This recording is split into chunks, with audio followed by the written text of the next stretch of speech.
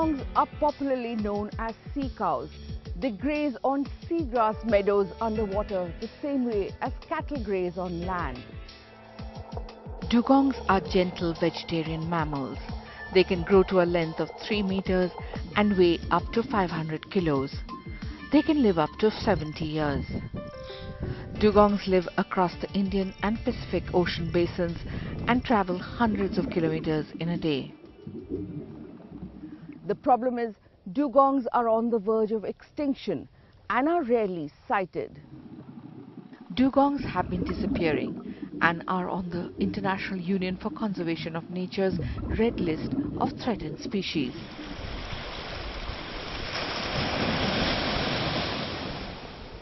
Seagrasses, the dugong's food, are an important ecosystem, providing a home to thousands of ocean species. They play an important role in reducing the effects of climate change by storing up to 83,000 tons of carbon per kilometer. They filter and maintain water quality and protect coasts from erosion. However, seagrasses have been disappearing at a rate of 110 kilometers a year since 1980. Now, a global movement has been launched for the conservation of dugong and their seagrass habitats in 8 countries, from Africa to Asia and into the Pacific. One of these countries is Sri Lanka. Dugongs have been reported in seagrass meadows found in the northwest of the country, in the Gulf of Mannar and Park Bay. However, the information available is largely based on mortality and stranding records. Marine activists say 13 dugongs were killed in the region last year. Dugongs are victims of destructive fishing practices like blast fishing, where explosives are used to kill fish. Blast fishing destroys the surrounding ecosystem. Some dugongs are suffocated after being trapped by a gill net. Gill nets are invisible walls of monofilament netting designed to entangle fish.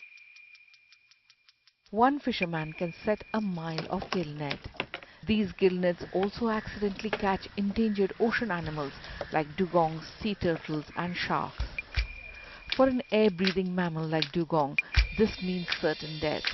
Dugongs need to surface every 6 minutes or so to breathe. Dugongs are also found in the Indian side of the Gulf of Mannar and Park Bay. India has a maritime border with Sri Lanka, but for the dugongs there are no borders, just one habitat. But the challenge is deep-sea bottom trawling by Indian and Sri Lankan fishermen in each other's waters. The bottom trawl nets scoop up everything in its path, damaging vulnerable ecosystems. Presently, we don't have any bilateral connection, but dugong is a species which is covered under the CMS, Convention for Migratory Species, and both the countries are co-signatory to the convention. Naturally, there will be certain conditions which have been laid out for both the countries for conservation. So, in the long run, in the future, when the conservation process gets intensified in India, we can also have exchanges of best practices by both the countries. In India, dugongs are also found in the Andaman and Nicobar Islands and the Gulf of Kutch. Surveys put the population to be about 250. The threats to the dugongs are due to fishing in the Gulf of Mannar and Park Bay, hunting in Andaman and Nicobar Islands, and pollution in the Gulf of Kutch, which is killing seagrasses. The dugongs are protected under Schedule 1 of the Wildlife Protection Act, which provides the maximum protection to a species in the Indian territory and also prevents any kind of trade on this species.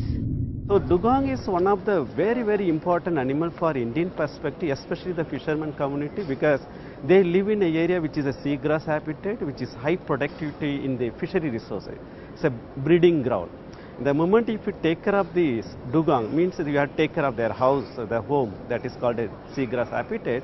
That takes care of the facilitate the breeding of several thousands of fishes, which is commercially important for fisherman community. That is the reason that, for example, in Tamil Nadu, fishermen used to call them as a kadal kanni, the sea angels. India is not part of the 8-country dugong and seagrass conservation project. The project, which will be in place for 4 years, has received $6 million from the Global Environment Facility. India we tried, and there was definitely for the technical partners interest, and they talked to the GF focal point. Every country has a GF focal point, national government representative. But at that moment he said, no, we have other priorities, maybe next round in a couple of years. So there was a missed opportunity, because there's a shared population here as well, same in Eastern Africa, which swims to India, from India again, and also the problems with fishermen from India or the ones from Sri Lanka. I saw in the newspaper just a few days ago, it was Indian fishermen were caught by the Navy here, but also Sri Lanka fishermen were caught in Indian water, so it is a shared problem. 11 years ago, India identified the dugong as a priority species for conservation. In 2008, it signed the Dugong MOU, an action plan for conservation by dugong-rich countries in Abu Dhabi. But India's National Dugong Recovery Action Plan was delayed due to lack of finances and could only be implemented in the field 6 months ago. The existing state-level programs, which were not so intensive, have now been integrated into the national plan. The species will be from now onwards, will be given due attention which it was asking for the last so many decades. The national plan will lead to a shift in approach.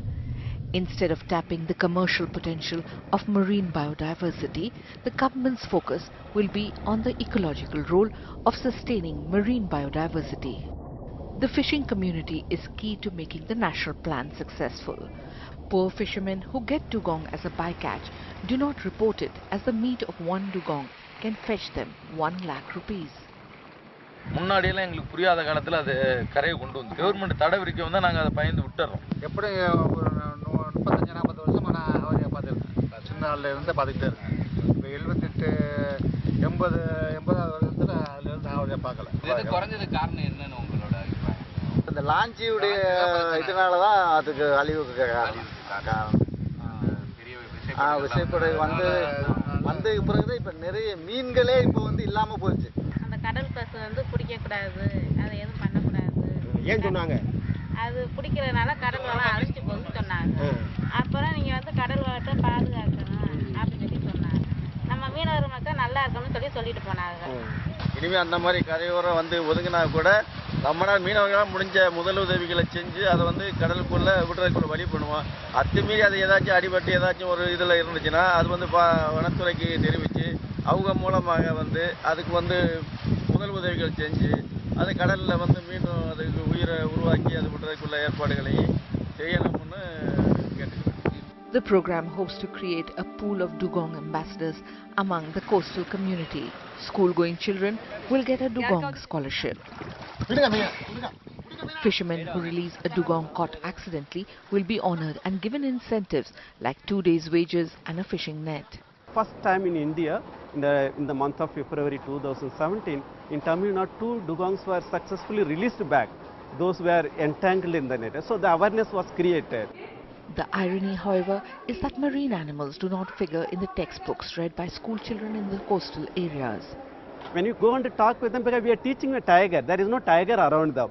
But they are near to dugong, near to whales, near to dolphin. At least that there need some kind of a revision or inclusion of the marine animals.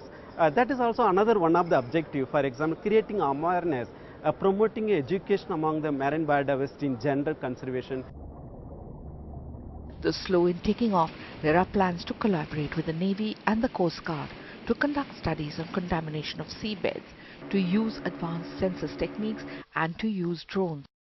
While the numbers have declined, there has also been a considerable number of mother-calf pairs that we've cited, and which probably goes to tell us that there is a breeding population still existing in these islands. The dugong actually is found in and around seagrass meadows, where it spends most of its time feeding. Sometimes it could go for over 12 or 15 hours just feeding in seagrass meadows, which means that they are at the highest risk when they are in these seagrass meadows.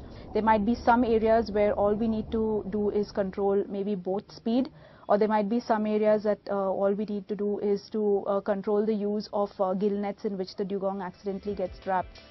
In Gujarat, legend has it that the cows owned by Lord Krishna became sea cows when his kingdom Dwarka drowned in the sea. Lord Krishna wanted his beloved cows to survive in the sea. Even as the government emphasizes protection of cows, it should give serious attention to the protection of endangered sea cows.